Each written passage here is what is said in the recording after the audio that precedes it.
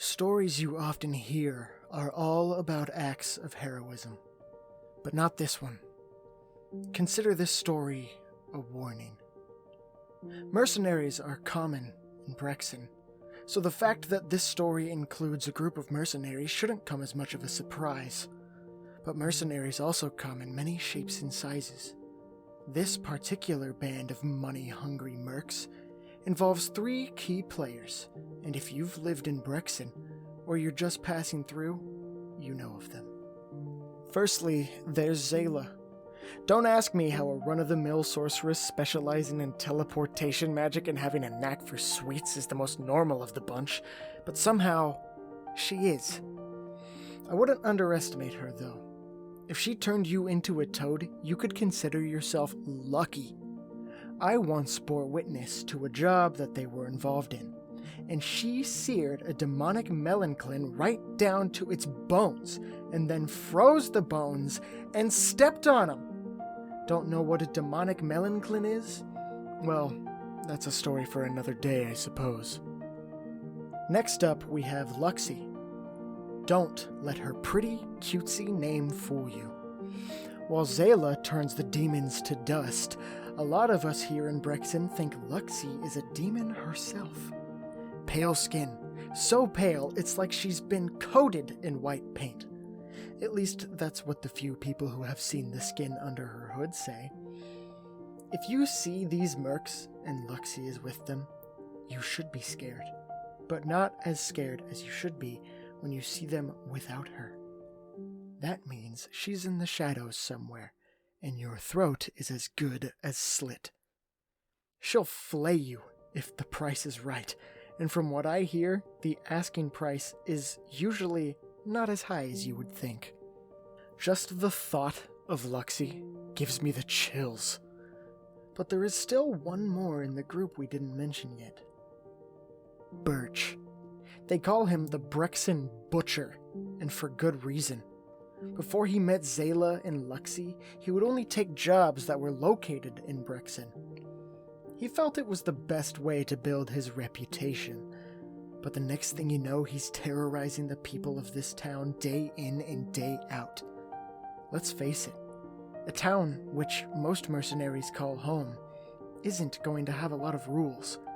So terrorizing people didn't stop at getting money or ruining someone's business.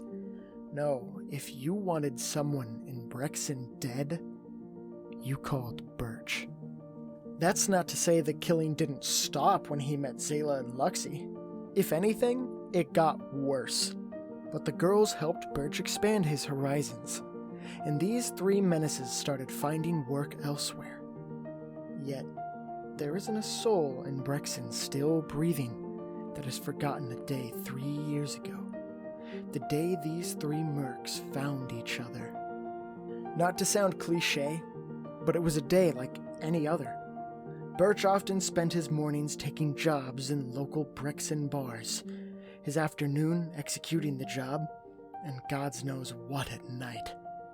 After he woke, he made his way down to one of those bars, the most popular among mercs in Brexin, the Tooth Sweetener, and approached a board set up for work. Weirdly enough, the board only had 1 piece of paper on it when normally it's full to the brim. Burch looked around the bar, curious, before walking over to the piece of paper. When he read it, he was surprised to only see his name on it. He stared at the piece of paper for a moment, knowing what this entailed, and turned around slowly.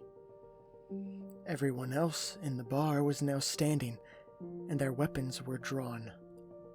The other mercs in Brexin did not respect Burch or his actions, and this seemed like the best way to deal with their problem. Needless to say, no one in Brexin thought this through. Burch was not your typical fighter, nor your typical mercenary. He was a monster of a man, both in height and mass. Unlike other mercenaries, he didn't fight with a sword or a spear.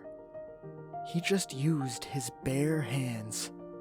The ensuing fight was a long one, and a few of the mercenaries landed an attack or two on the hulking merc, but majority of the damage was done by Burch himself. I remember it clear as day, as I was also in attendance. Picked a weird day for a morning drink, I did, but at least I lived to tell this story. I cowered in a corner of the bar and watched as Burch received very little punishment and dealt a ton of it out. A cut here and a slash there. Burch took the attacks with a smile on his face. When it was his turn to dish some damage of his own, he made sure he returned the sentiment tenfold. I remember catching a glimpse of the barkeep as he ducked behind his counter to avoid a body thrown his way. I recall the rest of the workers in the bar that morning running out the front door as soon as they could, the moment they saw Burch's reaction to the paper. I also remember thinking that this had to be the end of the Brexin Butcher no matter what the outcome. There was no way one man could take on an entire town's worth of mercenaries alone. Not even a man as monstrous as Burch. Then I felt something brush against my sleeve that nearly caused me to wet my breeches. Luxy was there, and somehow hiding beside me, or behind me, even though I was hiding in a corner. She slithered her way to one of Burch's adversaries and caught him down. As Burch wound up a punch, his target in front of him turned to ice and exploded on impact, as Zayla teleported into the bar from my right and assisted Burch. Burch alone was proving to be a handful for these mercs, but with Zayla and Luxy helping him, the rest of the confrontation was over in mere seconds. Burch still stood on the defensive, blood coating his knuckles as the two women approached him. He looked at the carnage around him. "Why did you help?" he asked. Zayla grabbed a complimentary snack left on the counter that somehow survived the ruckus and took a bite. I don't think she liked it because she quickly put it back down and pushed it away. Didn't seem like much of a fair fight, that's all. "And you?" Burch turned his attention to the cloaked Luxy. "Personally, I'm just tired of Brexin mercenaries." Luxy turned around and made her way for the door. "Tired of Brexin in general," added Burch. "What do you say the three of us find work elsewhere?" Zayla simply tipped her hat, then made her way toward the door as well.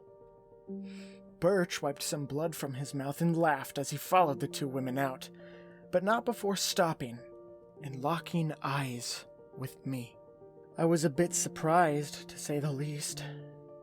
I chose to hide, too close, as Luxy and Zayla teleported behind me. I lucked out twice already, and I wasn't sure a third time was going to happen. But Burch pointed to me and said words I will never forget. "Thank the gods for this day. The day Burch spared you. The day you were blessed with the honor of telling our story.